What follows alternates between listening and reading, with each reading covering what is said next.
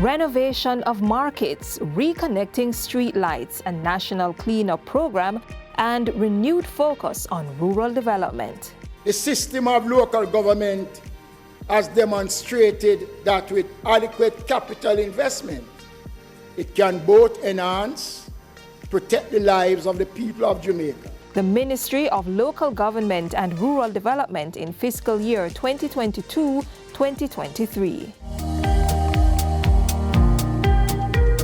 In 2021, Chambers Pen in Western Hanover was selected as the pilot area for the Rural Development Program.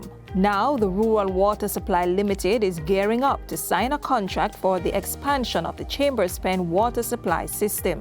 Through this project, approximately 1,500 residents in 300 households, Madam Speaker, will benefit from water supply from over 52 million gallons of fresh water every day, and we are providing over 400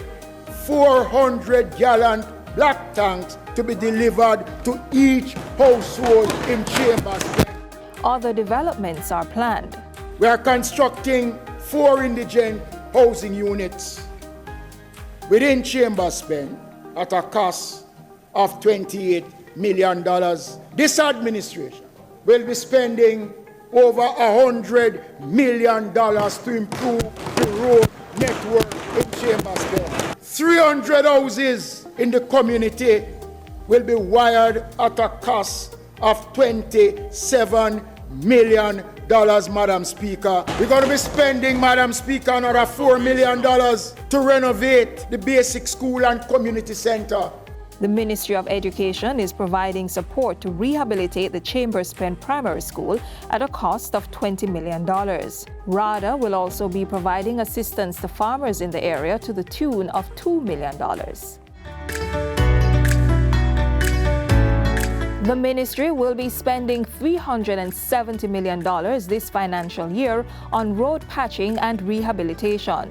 The Ministry of Local Government and Rural Development has formulated a parochial road patching program that will start to address the needs that exist. We have already compiled a priority list of roads island-wide that are in need of urgent patching.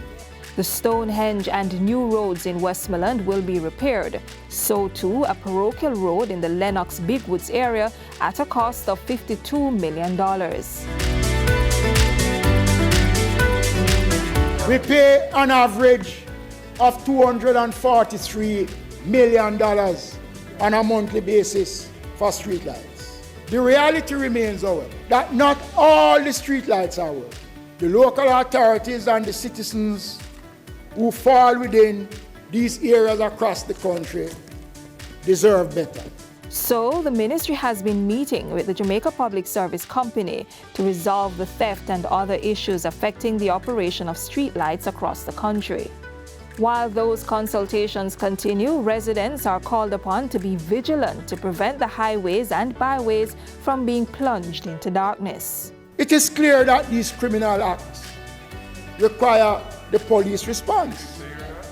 It is not the responsibility for the constabulary alone, Madam Speaker.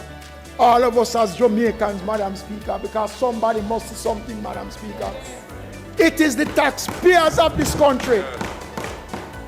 It is the taxpayers of this country, Madam Speaker, that has to foot these expenses, because the JPS somehow will have to recover the cost. We have heard the pleas of the vendors for better facility from which they can conduct business. We recognize them as important players in the economic life of the country.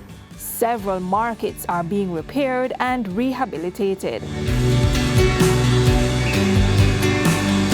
The placement of early warning signs in areas well known to be vulnerable to flooding is a key component of the work of ADPEM.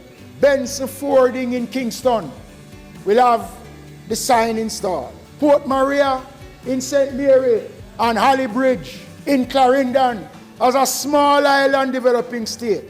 The protection of people in coastal areas from tsunami is of great importance to them. Old Harbour has now been officially designated as a tsunami-ready community. UNESCO, Madam Speaker, has also moved accordingly to register Port Maria in St. Mary to become Jamaica's second tsunami-ready community. Since 2016, this administration has invested over $6 billion in the Jamaica Fire Brigade. The Old Harbour Fire Station in St. Catherine was opened in April at a cost of $59 million. The Most Honorable Prime Minister had the pleasure of opening the new regional headquarters of the Jamaica Fire Brigade. Over 600 million. We're going to Port Maria for the opening of the Port Maria Fire Station. Then we're going to move to Yallas, Madam Speaker, for the opening of the Yallas Station. I'll be coming to Ulster Spring to break ground. Balaclava and St. Elizabeth will be the next stop.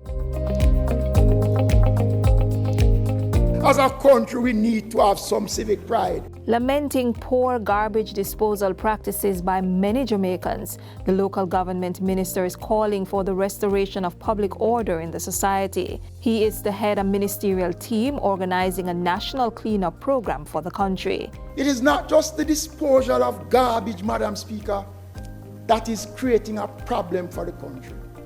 We're seeing where developers carrying out construction has taken all of our sidewalks, our bus stops.